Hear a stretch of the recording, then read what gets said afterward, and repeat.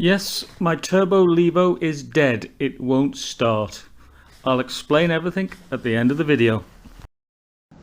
Hello everyone, as they say, rain stops play. Haven't been able to get out on the bike much at all. I did do a ride near Rill on the Specialized, but it broke down and I had to push it back to the van. More on that later. I'm here today on a rare sunny day to have a look at the squirrel reserve. The National Trust are moving the car park. They're building a bigger one by the toilets, which is probably a good idea, I don't know. It's all cordoned off, so I'm going to have to do a bit of wangling through the woods to have a look at it. They completely removed all trace of the car park down by the beach, and also all the bricks remaining from the army base that used to be here.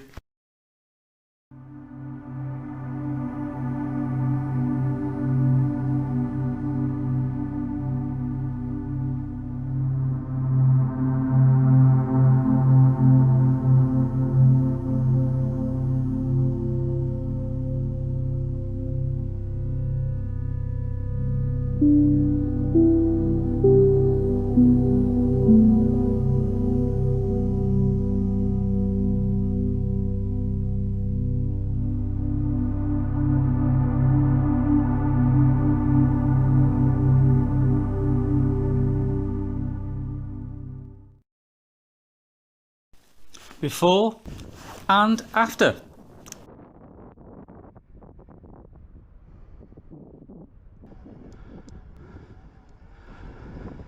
And up here, all the bricks have been removed. It looks a lot better now.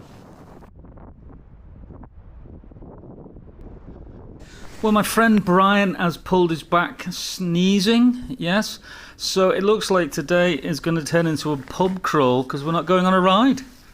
I have never seen so many seagulls near the edge of the sea, so I'll take you for a little ride down the beach and play some nice music. And they're not nesting, so don't start shouting at me.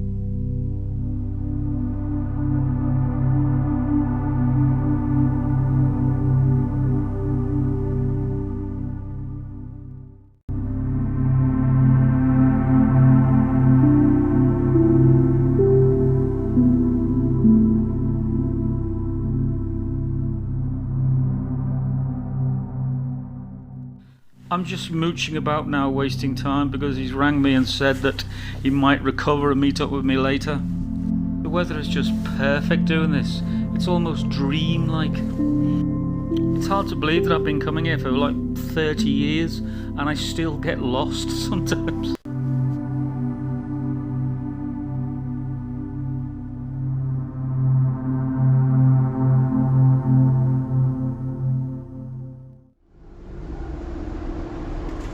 Well, rush hour's started and it's lovely to just sit off and people watch. Brian isn't turning up. I'm going to have one more drink in Ainsdale and then get the train home to Blundell Sands and Crosby.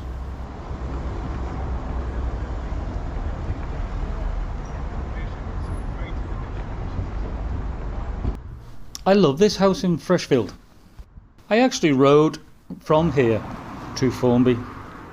I didn't film it because you've seen enough trees. If you don't know, you can do it completely off-road through the woods. Now the weird thing that happened here is I called in at my local just for one last drink and found all the crew in there celebrating the birthday of the guy who originally bought my Specialized bike. So I gagged in and didn't get in till 12:30 in the morning. That's a day out.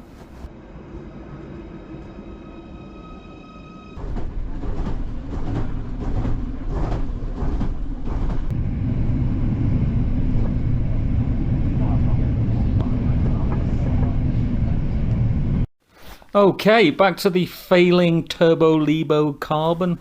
It's a 2020 model with the Bose motor, and anyone who knows anything about Specialized e-bikes can probably guess what the fault is. It was flying along, no problem at all. I'm here in Rolt, which is near Rhyl in Wales. Did 2 descents, 2 climbs, then I just rolled the bike down the next hill, but it wouldn't start when I got to the bottom. As in nothing. No lights, didn't try, no red lights, just completely dead. So I did all our normal things. I messed around with the plug, in and out, tried to clean it up, nothing, dead as a dodo. Oh, and by the way, how cool is the Neo? It's following me now. It's just incredible how it tracks you so well without bumping into things. I did have it on the wrong setting. I put it into low, close follow, and it got a bit too close to the ground. I just did a lot of shots in my arse. So I thought I'm going to ride it back to the van, which was uphill because I went down the wrong path. I had to change it to first, and the cable slipped on the derailleur. It was like the universe was against me. Fixed that, got in contact with them. They had a good try because they're used to it. Took it home, still dead. I'm like, what the hell is this? Had a quick look on the internet, found out all about this cable. The one that goes from the bike to the battery. And yes, I pushed it in and out a few times and wangled it around, and it came back on with no errors. I've got a choice now. Do I buy a new cable, which is 100 quid, or just clean up all the contacts and hope that fixes it, or split it open and see if there's any broken wires? I'm tempted to take the hit and buy the new cable. What do you think? Anyway, thanks for watching. I'll see you again next week.